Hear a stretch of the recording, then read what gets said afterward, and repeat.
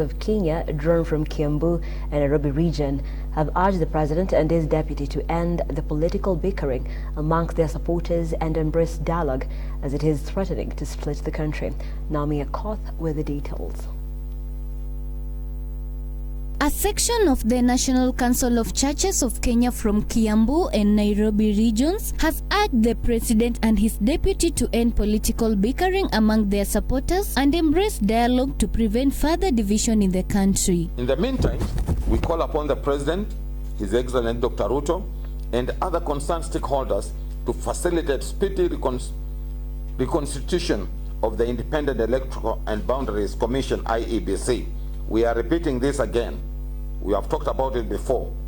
We remind all that the country is in a very precarious position and has already breached the constitution by failing to undertake the required boundaries review process. Regional Chairman NCCK Reverend Alphonse expressed deep concern over the focus on electoral politics despite the elections being 3 years away, stating that this obsession hampers human, economic and infrastructural development in the nation. National focus is still being reverted on electoral politics, yet elections are 3 years away.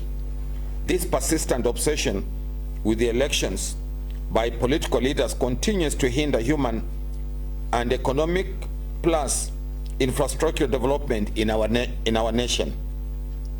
We want to strongly call upon the political leaders, whether in government or outside, to cease the persistent electioneering and focus on delivering on their responsibilities. The council has urged residents of Kiambu and Nairobi to participate in the public forum next Monday to share their views on the finance bill. They called on Parliament and the Senate to implement the National Dialogue Report involving the Electoral Independent and Boundaries Commission. Nairobi region, take note that processes to implement the report of the National Dialogue Committee NADCO are continuing. It is, however, a major concern to us that most Kenyans are neither conversant with nor are they supporting the proposal meant in the report. The piecemeal processing of the NADCO-related bills by Parliament means that the electoral reforms will be affected, but without adequate public participation. That means nobody understands what is in NADCO.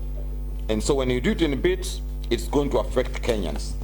We call upon the speakers of the National Assembly and the Senate to publish the NADCO report in a manner accessible to all Kenyans. Naomi Akot, Look Up TV.